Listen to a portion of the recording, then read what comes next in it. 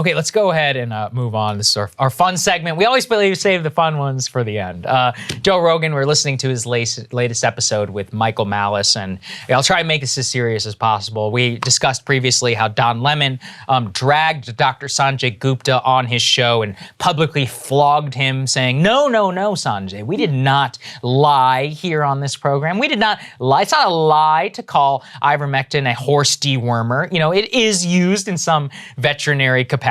That's basically like saying anything that pets also take is a pet medicine, and I think we all know what's going on there. I thought it was a very, very ridiculous move for them to have Sanjay Gupta on, basically kind of publicly confront him, try to make him apologize essentially for saying that CNN Well, and when he started to actually explain Joe's view, cut him off. Don Lemon cuts him off so that he can't possibly even explain, like, well, here's the reality and here's what might have been wrong on our network. So Joe responded to Don Lemon in the eloquent only way that Rogan can. Let's take a listen to what he said. Now, I do not know what the motivation for demonizing this particular medication is. Again, I'm not a doctor and I'm not a scientist, but I would imagine some of it has to do with money. The reason being is that it is a generic drug now. The patent has run out, so anybody can make it, and it's worth like 30 cents a dose. Now, Merck has its own antiviral that's supposed to do the same thing that they claim ivermectin does, as does Pfizer. They're both about to release it. I don't know if that's why the FDA is making snarky tweets about it being veterinary medicine, but I do know that it was used for humans for fucking years before they ever started using it for animals. And I also do know that there is a massive amount of medications that have veterinary applications, including penicillin. Well, Joe, it's like me calling Child Protective Services because my neighbor was feeding her baby cat food, and by cat food I mean milk. Yeah, it's insane. Like, it's insane. Dogs take Xanax and all these other things. So it's wait a minute, dogs take Xanax? Yeah, people have like anxiety-ridden dogs. Of course, I guarantee it's the person. Or cats, yeah. Well, come over to my house. My dog just lays down. I know. I met Marshall. Belly. Yeah, he's a sweet. He doesn't need Xanax because he's fucking. He's a dog. He's happy. chill. Yeah. But actually, some people get rescue dogs. I should take that back because I did have a dog that had anxiety because I got her when she was 2. Or maybe it's an older dog gets a puppy and the dog doesn't know what to do. Yeah, there's situations. Whatever. Yeah. That could. They think they're. Yeah. That could. But I don't think it's necessarily about the money so much. It's about obedience.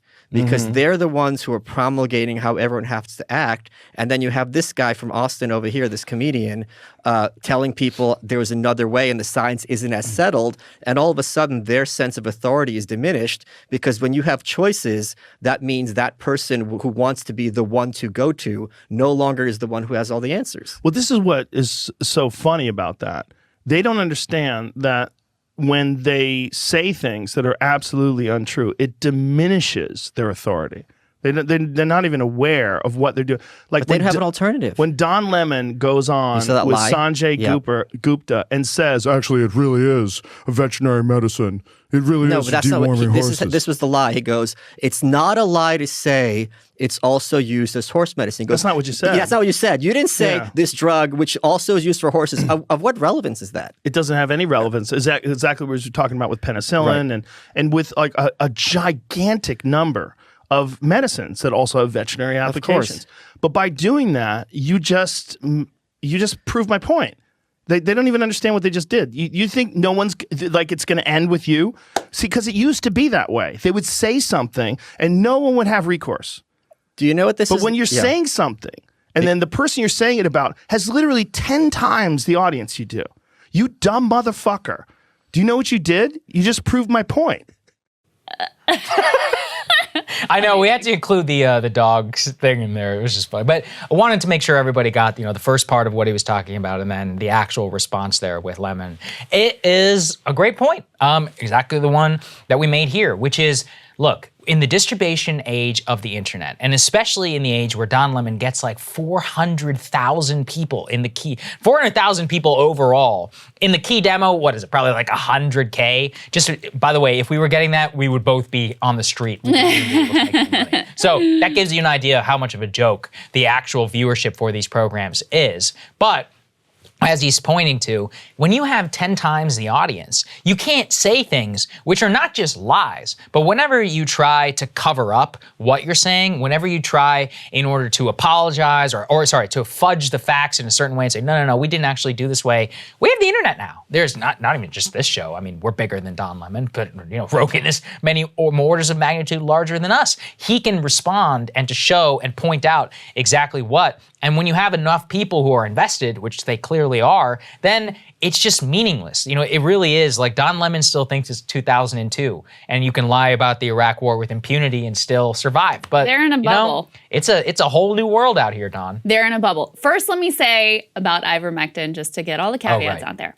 It is at best unproven and at worst doesn't work. There is not evidence to support the idea that it is an effective treatment for COVID-19. So let's just put that out there. But all of his points about it being weirdly demonized, I also thought were really interesting. Mm-hmm. And I thought his guest made a good point there about, sometimes it's not as simple as just, it's about the money. It's also about power. Yeah. So the fact that you had people saying, maybe there's a different route to take and questioning the official line, that causes a reaction above and beyond just being able to say, oh, look, guys, here's the data. Here's what we found. There are trials on it. It does work for river blindness and these other things, but we haven't found that it's worked here. And here's the, the trials that are ongoing, and we'll keep you abreast of the data. No, there has to be this whole freak out and labeling it as horse dewormer exclusively. And yes, it has veterinary applications as well. So do a lot of other drugs. And yes, by the way, there also were people that went out because there was no ivermectin available to them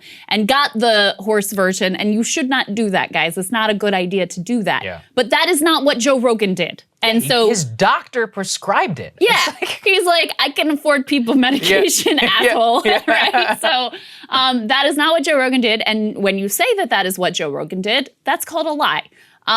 So there's a lot there. I also think on the media piece, it is funny because they're in this bubble where it's not just that they look down their nose at Rogan or at us. I really genuinely think that they don't understand. No, they don't understand that there's a world outside of cable news. Correct. That it exists and is also much larger than what their, at this point, pathetically small audiences ultimately are. They don't have the control over the information and over the culture that they once did. And I don't think that there's been an adjustment to recognize that reality. I thought one of the most telling things in the exchange between Don Lemon and Sanjay Gupta is Lemon started off that exchange by saying, I know that interview was kind of tongue-in-cheek. Right. It's like, why would you say that? Yeah. Why do you, in an attempt to just diminish the whole thing, I know you just did this as some stupid lark on this irrelevant podcast. What makes your interview not tongue-in-cheek? It's actually far more tongue-in-cheek in my view. It's basically fake. You're both in weird boxes. You're only up there for 3 minutes. It's much shorter versus contrast that to the 3-hour-long conversation that they had, Sanjay and Joe, going back and forth on the data and that. What about this study? What about this instance? Let's look it up right now and let's talk about it and let's go through it. That was a much less tongue-in-cheek and much more serious attempt to get at the truth and help people weigh where their risks were and what their, what is the right decision for themselves and their families and their lives than anything that you've seen ultimately on CNN. But I thought that very dismissive comment at the beginning from Lemon kind of said it all about how clueless they are about their role at this point in the media ecosystem and about the fact that, if you say something that's just not true, that doesn't, to Joe's point, that doesn't improve your credibility. That doesn't help you make your point. That undermines your credibility, not just on this, but on every other news story. He said it very well to Sanjay, too. He's like, do you understand how when people see that and then they see what's happening in Syria, they go, I don't know about that. Or with Hunter Biden, he goes, how can I trust what you're saying on a variety of other subjects whenever I know that you lied about me and many other people know that you lied about me? And that's why, look, the flashpoint around this is very useful in pointing out why do people have all-time low trust in media? Or sorry, second all-time low, actually, according to the latest Gallup data. I looked and relished. The Financial Times did a piece. I mean, all three of the cable networks are already back down to their 2015 levels of ratings. And it's just going to continue to crash, crash, crash. Wow. And what did we cover earlier in the show? The Trump social media network, which means he's not running again, they're screwed. If it's Biden versus even Ron DeSantis, good luck, okay? In terms of trying to get people to pay attention the way that they did under Trump. Trump was the greatest thing that ever happened to them. He saved them for about 5 years. But without him, they're dead. All of them. And like I said, Trump's media network, that's going to cannibalize Fox. For the other ones, I mean, they're just slowly losing out to the internet. Our show is already many, many multiples bigger than what the key audience demographics are for these mainstream media channels on their cables. And there's people who are way bigger than us. So when you consider all of that, their days are numbered. But we shouldn't exaggerate on one thing. They still have a stranglehold on power, right? The people in power think that they matter, so they do matter, even if nobody watches it. Elites are still in the same bubble that Don Lemon is in. Exactly. They still imagine. That's why he doesn't care. They still imagine that they have the cachet and have the audience levels and have the hold on the culture that they once did. So because it's this elite group, it's actually interesting. This is the whole Morning Joe strategy, was not to get the highest ratings. Which they don't. But to pitch to an elite audience and to become influential that way. It's true. And it worked. When I walk down my street in the morning, 6 a.m. or something like that, all I see are Morning Joe TVs on in people's living rooms. Yeah. It's fast. And everybody around me works in politics on the Hill or whatever. And I know that's not the case for most people. But it's always interesting to me. I'm like, oh, this is what they watch. This is how they get their media. CNBC, it's the same strategy. Same thing. Very low ratings. Not a lot of people have CNBC on in the background all day,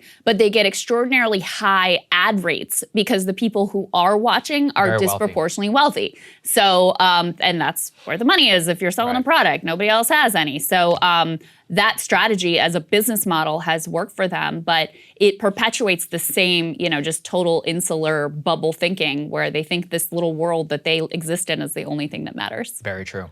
Hey guys, thanks so much for watching. That's right. Just as a reminder, you can become a premium subscriber today. Watch the full show completely uncut, our reactions to each other's monologues. You get to listen to it. You get to ask us questions, all that good stuff. Link is right there in the description or at breakingpoints.com. Best of all, great way to say screw you to the mainstream media.